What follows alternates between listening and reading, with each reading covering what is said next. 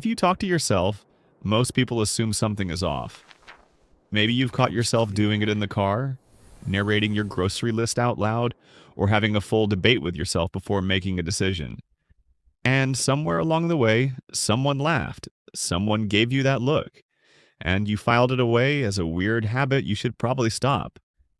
But psychology says you've been reading the situation completely backwards. Talking to yourself isn't a sign of loneliness or instability. It is one of the clearest behavioral markers of a brain operating at a significantly higher cognitive level. And if you do it regularly, there are specific psychological reasons why, and what they reveal about how your mind actually works will surprise you. Before we break it down, let me know in the comments. Do you talk to yourself out loud or just in your head? And if you love psychology content that finally explains why you are the way you are, check out the newsletter community linked in the description. 1. Your brain uses language to think, not just to communicate. Most people assume language is for talking to other people, but research in cognitive psychology shows that high-functioning individuals use inner and outer speech as a primary thinking tool. When you talk to yourself, you are not filling silence. You are processing. You are taking something abstract and tangled inside your mind and forcing it into a linear structure your brain can actually examine. Scientists call this self-directed speech. Studies show it activates the prefrontal cortex, the part of your brain responsible for planning, decision-making, and self-regulation. You aren't talking because you're lonely. You're talking because your brain demands precision and silence isn't enough. 2. You have a highly active internal narrator. People who talk to themselves out loud almost always have an equally powerful internal monologue. Psychology links this to what's called metacognition, thinking about your own thinking. Research shows that individuals with strong metacognitive ability are better at learning from mistakes, solving novel problems, and regulating their emotions under pressure. Your internal narrator isn't noise. It's your brain's quality control system running in real time. This is why you replay conversations, analyze situations other people just move through, and catch errors others never even noticed were there. 3. Your brain is wired for deeper focus. Here's something most people don't know. Studies on self-talk during task performance found that people who verbalized instructions to themselves outperformed those who stayed silent, even on complex tasks. Athletes use it, surgeons use it, fighter pilots use it. When you mutter to yourself while assembling furniture or talk through a problem at work, your brain is using language to lock attention and block out competing signals. It's not distraction, it is the opposite of distraction. Your brain found a way to stay more focused than people who look calmer on the outside. 4.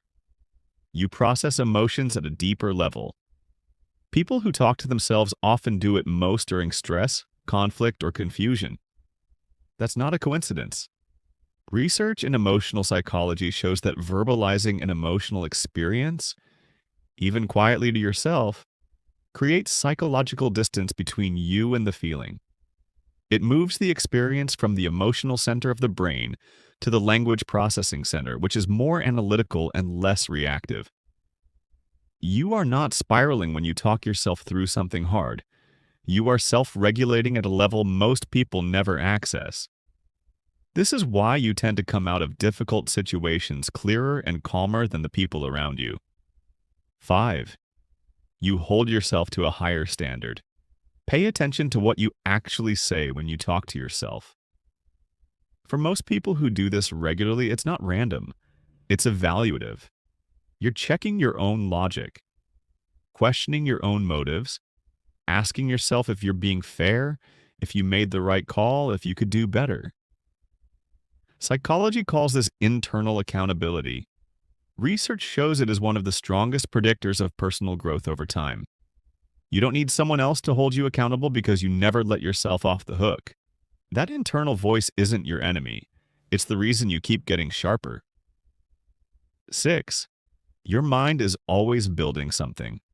There's a final piece to this that ties everything together. People who talk to themselves regularly tend to be planners, creators, and problem solvers by nature.